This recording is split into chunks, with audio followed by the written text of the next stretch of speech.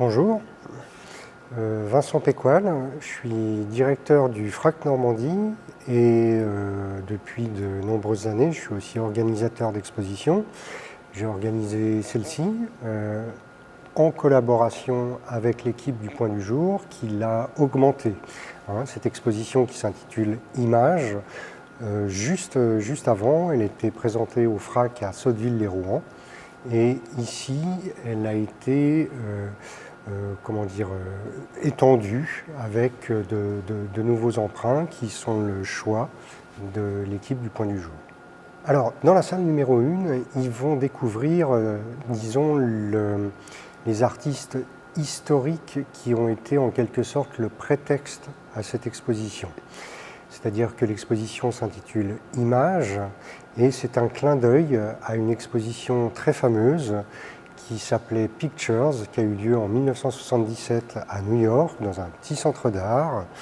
Une exposition qui n'a pas fait beaucoup de bruit à l'époque, qui était organisée par quelqu'un qui s'appelait Douglas Crimp, dont d'ailleurs le Point du Jour a édité les écrits en français, et qui par contre a eu un immense retentissement dans la réflexion sur l'image à l'ère contemporaine dans les années 80 et jusqu'à aujourd'hui.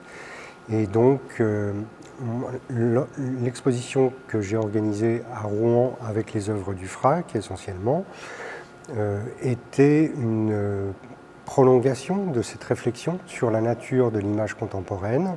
C'était aussi l'occasion de mesurer l'écart entre ces deux contextes historiques différents, 1977 aujourd'hui. Et là, dans l'exposition à Cherbourg, eh bien, finalement, les deux sont mis en regard. L'exposition, si vous voulez, est une exploration de la nature de l'image à l'ère numérique, en se demandant qu'est-ce qui a changé finalement par rapport à cette époque, à 1977. Dans son essai introductif à l'exposition de 1977, Douglas Crimp faisait un constat qui était celui de l'omniprésence des images dans la société, dans l'environnement de l'époque. Ce constat, finalement, il est toujours d'actualité. Donc, la question qui se pose, c'est est-ce qu'il y a une différence de nature ou de degré aujourd'hui entre la situation de l'époque, la situation d'aujourd'hui? Qu'est-ce que le numérique, notamment, a changé dans la compréhension, dans la diffusion des images, etc. Ce que j'espère, c'est que, contrairement à ce qu'on écrit dans beaucoup de communiqués de presse un petit peu idiots, ils ne découvrent pas des œuvres qui posent des questions, comme on dit bêtement, mais qui apportent aussi des clés, des éléments de réponse à ces questions. Et par exemple, Trevor Paglen, c'est quelqu'un de très représentatif d'une recherche photographique aujourd'hui très intéressante qui porte sur un aspect de la photographie aujourd'hui qui est une sorte de continent inconnu pour les êtres humains, qui sont toutes les images faites par les machines pour les machines. Toutes ces images qui sont fabriquées chaque jour et interprétées par des machines et dont nous n'avons même pas conscience. Ce matin, quand je suis sorti de mon parking, une caméra a pris en photographie ma plaque d'immatriculation pour m'ouvrir la barrière. Bon, tout ça, ce sont des images qui circulent en dehors de tout contrôle humain. Et ça, c'est une nouveauté fondamentale de notre époque. Quand le numérique est apparu, le grand débat tournait autour de savoir si tout d'un coup la photographie allait perdre sa nature indicielle, si c'était un maquillage de la réalité, un artifice, etc.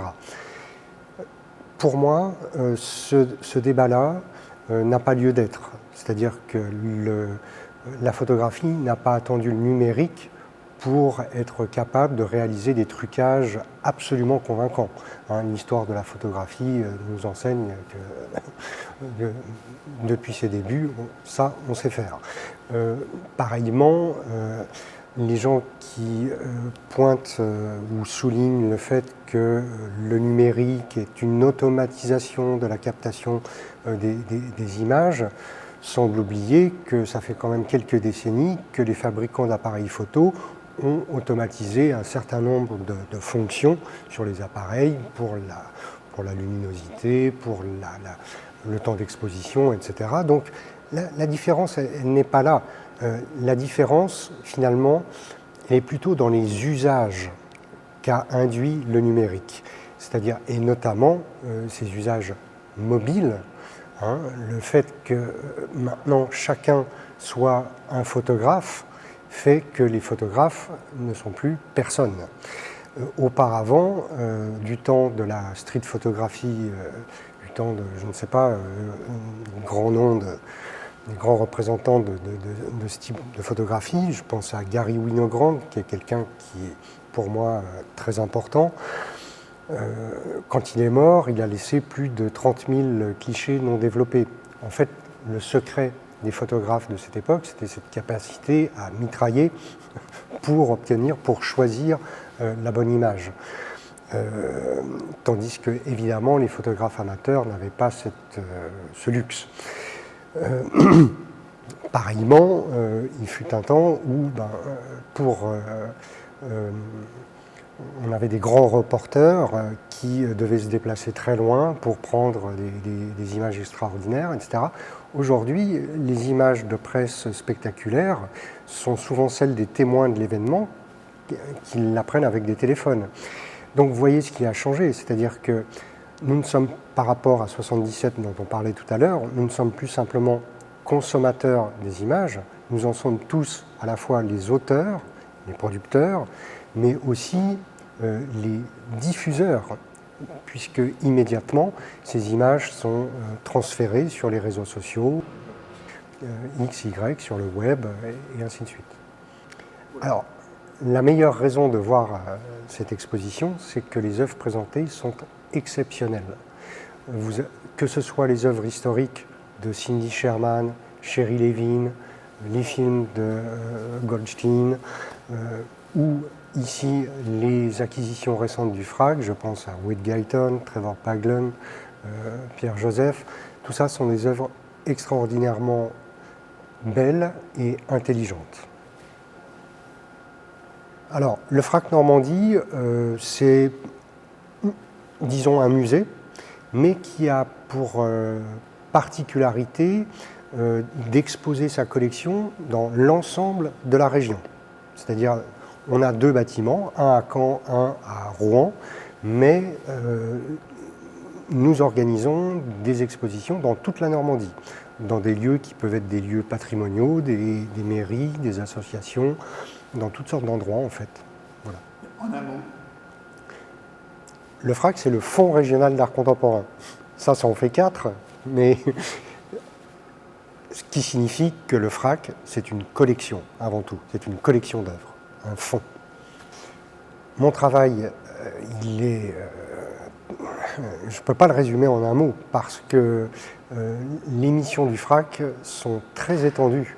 Non seulement on organise des expositions, mais on a une énorme activité de médiation envers les scolaires, envers tout type de public, une énorme activité de communication, de sensibilisation à l'art d'aujourd'hui, à ces problématiques. Et donc, ça ne peut pas se dire en un seul mot.